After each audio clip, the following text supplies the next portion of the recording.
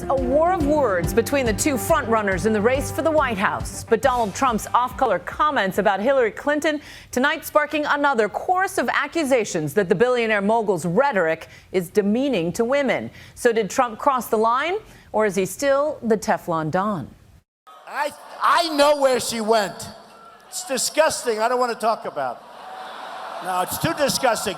At a rousing campaign rally last night, it was classic Trump. They had to start the debate without her. The target this time, Hillary Clinton, who was late getting back from the bathroom at Saturday's debate. Sorry. It's disgusting. I don't want to talk about it. But he soon veered from toilet humor to a lewd sex act to describe Clinton losing the nomination in 2008 to then-Senator Obama. She was favored to win, and she lost. She lost. The word Trump used is too graphic for us to air. It's a Yiddish term which as a noun means male genitalia. But according to Urban Dictionary, as a verb, it means a sexually degrading act. Hillary Clinton's campaign reacting with a forceful tweet saying, quote, "We are not responding to Trump, but everyone who understands the humiliation this degrading language inflicts on all women should. Hashtag I'm with her." Late today at a town hall, Clinton simply said this. We shouldn't let anybody bully his way into the presidency because that is not who we are as Americans. You've called women you don't like fat pigs. It's far from the first time Trump has insulted women in his no-holds-barred campaign. Only Rosie O'Donnell. There was this heated exchange at a Republican debate with Fox News' Megyn Kelly. And honestly, Megyn, if you don't like it, I'm sorry. Trump later insulted Kelly on CNN with comments some felt were aimed at menstruation. Gets out and she starts asking me all sorts of ridiculous questions. And, you could see there was blood coming out of her eyes, blood coming out of her wherever. But she was, in my opinion, she was off base. And then there's the time he maligned Fiorina on the basis of her looks in a Rolling Stone interview, saying, "Look at that face. Would anyone vote for that? Can you imagine that? The face of our next president?" She lost.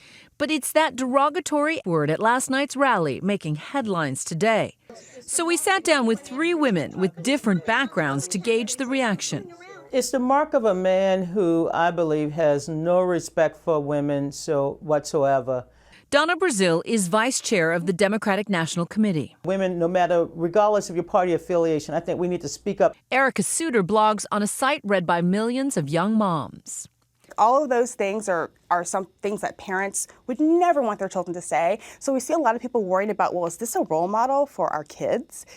We have to worry about this throughout the candidacy. And Paula Johnson is the co-chair for the Women's Coalition for Trump up in New Hampshire. I don't think he's insulting to women. I think there's a lot of women out there that are very insulting to other women and to men out there. But that doesn't necessarily excuse using comments that are vulgar or insulting. I listen to the way people talk to people now in this country, and there is no respect for anybody in this country anymore. I don't think what Mr. Trump was saying was vulgar at all. Meanwhile, Trump's fellow Republicans didn't exactly rally behind him. I'm going to let Donald Trump speak for himself. I'm going to speak for myself. Jeb Bush in New Hampshire today trying to brush off the remarks, taking issue instead with Clinton. She's great at being the victim. This will enhance her victimology status. This is what she loves doing. Trump is not going to be president because he says these things. It turns people off. For crying out loud, we're 2 days before Christmas. Lighten up, man. This morning, in a Boston Herald radio interview, Carly Fiorina would not respond directly to Trump's comments, but says she, too, has felt the sting of men lashing out at powerful women. I have been called several B words. I was introduced by my boss as our token bimbo. Oh, my God. Way, can you imagine? We cannot have candidates who insult women beat Hillary Clinton. Standing by his words, Trump tonight tweeting that what he said was not vulgar and that it meant beaten badly, adding that it was an often used word in politics. And I think the Republican Party will have to take this on at some point. They're caught between a rock and a hard place. They want Donald Trump's vigor, but they don't want his vulgarity. And questions now lingering about how this latest comment might impact his run for the nomination. The latest national poll shows Trump maintaining his lead with 28% of GOP voters. But 6 out of every 10 women voters polled say they would be embarrassed to have Donald Trump as their commander-in-chief. But some women, like Paula Johnson, point to the female executives in Trump's ranks and pledge their unwavering support. Would you honestly say that you're proud of his comments towards women? I don't think he's degrading to women at all.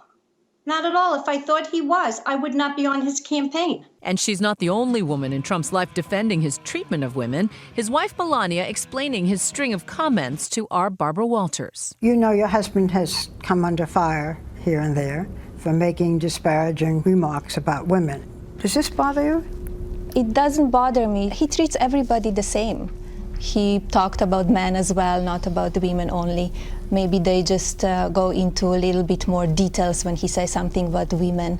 Perhaps he is respectful to women who are not challenging him for the nomination, but there's nothing in his record.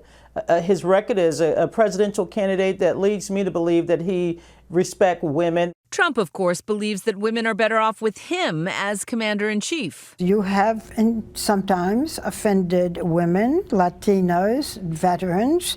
How can you unify the country when you make these divisive statements? Women respect me, they like me, and they know I'm going to take care of them. I'm going to protect them.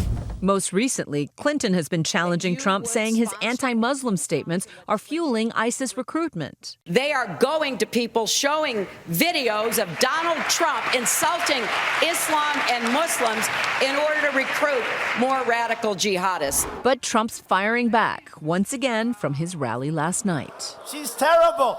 Donald Trump is on video, and ISIS is using him on the video to recruit. And it turned out to be a lie. How's it going? In an interview with my colleague John Carl for Sundays This Week, Trump stood firm, saying there is no evidence of ISIS using his videos for recruiting. The argument that she's making beyond the video is that your words are being broadcast throughout the Arab world, and why? I mean, is there any doubt that ISIS would use what you're saying about Muslims? But there is no argument beyond the video. They are using lots of things, I imagine, to recruit, but they didn't use me on a video. Today, the former Secretary of State doubling down and slamming Trump again for what she says is dangerous rhetoric being re-aired on Arabic television. If you go on Arabic television, as we have, and you look at what is being blasted out, it is playing into the hands of the violent jihadists. All of this just may be the last headline from Trump heading into the Christmas holiday, but he'll be back on the trail come Monday. Remember, there's just 40 days left until the Iowa caucuses, where perhaps his fate among the Republican Party will begin to be decided. Donald Trump is playing the game that he understands very well, which is to entertain and to insult and to treat this like it's a reality TV show. And it's not. It's the presidency of the United States.